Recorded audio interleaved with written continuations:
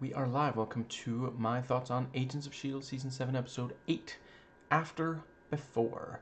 The episode is rated TV 14, so will this video be? There will be spoilers for the episode and everything MCU and adjacent leading up to it. Not any that came out after it first premiered. Yeah, another episode I love. Right, so to get a couple of things out of the way at the start, as usual, there's some interesting stuff on the MDB trivia page for the episode. At the very start, I did think, is this episode actually going to be like what happened on the Zephyr during, the episode before this one? But thankfully that wasn't, there wouldn't really have been very much. We very briefly see what happened, because yeah, wasn't an awful lot. They just jumped through time a couple of times, and yeah. Holy crap, the ending of the episode with the, it didn't work. So I don't think that actually means that they're, what was it, like, singularity? Was that the word they used? There's, something, yeah. I would be very surprised if they did collapse into nothing like they talked about, but yeah, very Infinity War of them to have, build up and then, throughout the entire thing, and then at the end, oh, we failed. Did we just lose? I think that, yeah, let's, okay, so, yeah. It was very clever to visit Afterlife. Because, yeah, if anyone can figure this out, it's Jia-Ying, and she did. And yeah, the idea that, no, is, she doesn't have to bounce back anymore. That was the problem. She was trying to bounce back still. Because, and that could have been, like, a prison break kind of, like, retcon about childhood. Like, I love most of that show. Yeah, I love every episode of that show overall. But I was not a big fan of the retcon that I think I've given enough hints that you can deduce. But yeah, yeah, the reason that her power manifested that way was that was how she, the first time that she did a thing like that, she ran out and then back to where she started. So that was always just a psychological, she was reliving that moment. Yeah, good bit of writing there, characterization and such. Let's see, yeah, I'm really loving Nathaniel as a villain. Like, this thing of, like, he's obviously not the only comic villain that is like, and to be clear, I don't know if he's like this in the comics, but comic book media villain who's, like, jealous of those who have more power than him. I did get a vibe that it was related to his relationship with his family. Like, he's jealous that his brother and father are much stronger personalities than him. And yeah, he talks about, there's no other way, it's written in the stars, but we can fight back, because yeah, like, he's been groomed into this, evil organization from childhood, and he's not fighting back by not being evil. He's fighting back by going in a different direction, but still very evil, so yeah, very, very credible psychologically. And yeah, I'm really digging the actor's performance. Just these little, like, occasionally he'll, like, stutter, and he, like, gets very into, like, when Cora is using powers, he's like, yes, this is what I want, because he's not used to those sorts of things going his way. It's usually, yeah, his brother or father getting their way. Yeah, really a lot of great tension on the Zephyr. Um, Simmons trying to get to a point where I really like that Sousa does help out however he can. Deke can tell him what he has to do, and yeah, he wants to be part of the solution. Rather than a gas or a solid. And I really appreciated D'Souza actually apologizing to Simmons, and she does the British thing of like, don't you fret, and he's like, no, I really am sorry, and yeah, that was a good moment. I've said before, and including recently, I think when you do something wrong, it's important to apologize. I think, yeah, I really liked, when he's like, we are mere moments away from complete failure. That was also very effective in the TV spot. I feel like, right, Coulson, there was some really great stuff with it. You couldn't have waited until until my body was fully 3D printed before this. It's like, well, we gotta talk this through with you, and yeah, he keeps drinking water because he was thirsty for, what was it, over a year, but he couldn't drink. Deke did it actually at one point. It ended up on the cutting room floor, but he tried to give him some water, and then Mac was like, you're not actually going to pour water on the electronics, are you? But yeah, I mean, it wasn't all bad. He had plenty of face space. In fact, you might say he had the absolute most he could have. He had max headroom. Yeah, the thing about, can I at least be the one to press the button? My button works, right? It's a big button. And let's see, I think I really appreciate that May's power is growing. I didn't love this thing of like, oh, she felt the yeah, reconnection between Mac and Elena. At least they do acknowledge, verbally, that's invasive.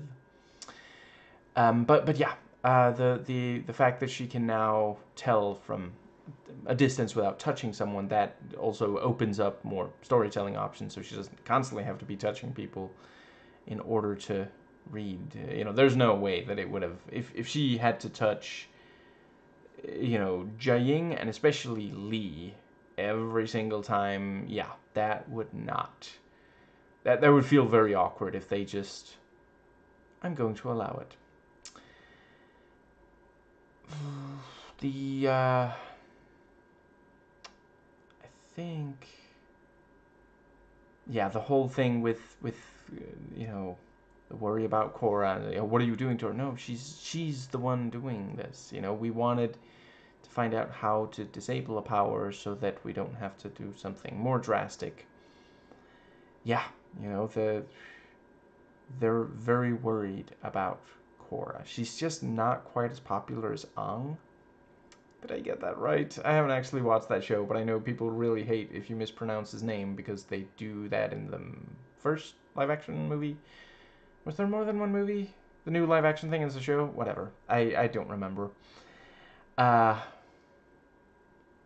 Yeah, I think that does bring us nicely to... Yeah, they got good use of May's, a lot of mileage out of her reading people and being able to, yeah, there are certain situations that she maneuvers effectively because of that. It's an elaborate act designed to lower people's expectations. And yeah, I like the tension around, are they prisoners or not? Because at least one point the door is locked, but then later it's unlocked. As Jiaying, gradually trusts more and more and, perhaps gets a little more faith that they can replicate this with Korra. Let's see. The thing, it was really great with, this is literal hell for me.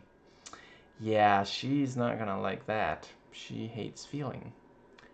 What's that sound? May's laughing. Well, is she okay? And yeah, the thing about, okay, so it has to be physical touch. I have another idea. And yeah, they spar. That was good. And then suddenly we're not going to spoon. Yeah, I don't think that's something she would be very if, appreciative of either.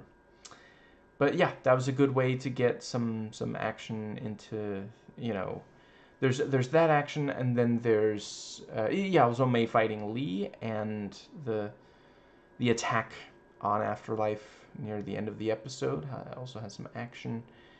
Yeah, and it's one of those things, like, it's not, oh, who's gonna win, but it is an emotional scene because, if they succeed, she's got her powers back, so very nicely done on that. And yeah, the various flashbacks, very effective. And yeah, it is, like, it's a very credible situation, this thing of, yeah, as a kid, like, she's of course very concerned, deeply concerned about Abuela's cross, and yeah, the uncle yeah, of course the guy realizes, and the uncle's like, you are not killing those kids.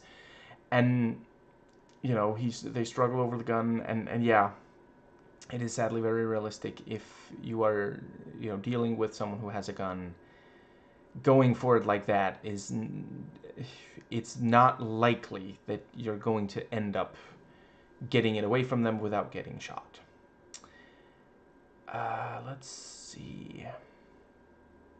I think that might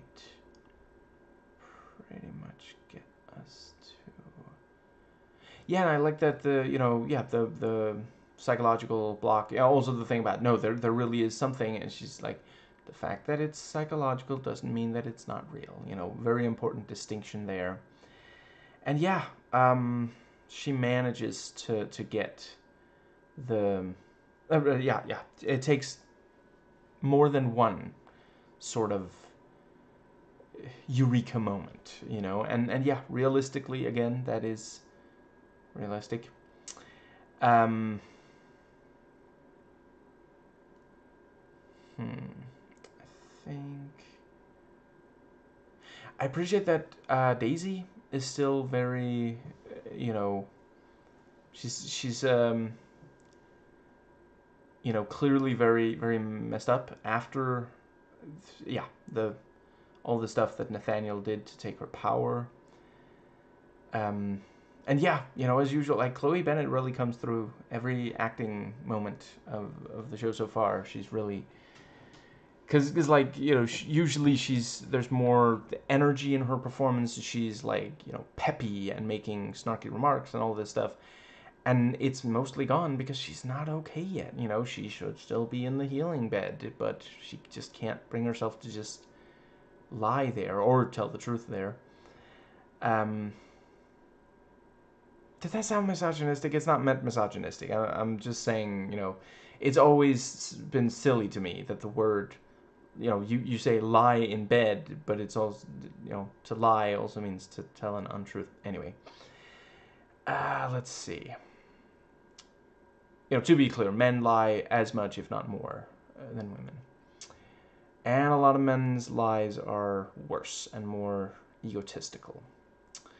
I think that pretty much, yeah, really really scary ending with the I mean, I already mentioned the very very end, post credits maybe, but the also Nathaniel and Korra, and because, like, there's a moment there where it's like, is he going too far, is he going in a different direction than she's okay with, but nope, she is 100% on board. Yeah, Um, and that is the thing, you know, if you feel afraid of the people who are meant to protect you, you know, that can lead to embracing something that is bad, but at least different from, and seems like it might protect you from the, yeah. I think, but yeah, very cool that they did, you know, they did manage to get Jiaying and Gordon out of Afterlife, and they teleport, you know, he teleported the two of them, and so, you know, there's a couple of places that might still be safe. Yeah, I think, yeah, I really appreciate, you know, I know I've said it before, but Jia Ying's characterization is so credible. And yeah, so, like, this complete stranger comes in, and she genuinely does try to help, you know? You know, like, I mean, yeah, there has to be a little bit of proving, you know, but she does try to help, and end up helping, in fact. Yeah, I think that, yeah, and the thing about, you know, well, let's just not tell, you know, let's keep it vague, but tell just enough that they'll understand. And yeah, you know, well, I don't know exactly what the poison is, but it killed a friend of mine. That's true. Let's see. You know, if she starts talking about it's aliens and, you know, there's future time travel stuff, you know, that might not, yeah, not go over so well. I think that might be it for this one. Yeah.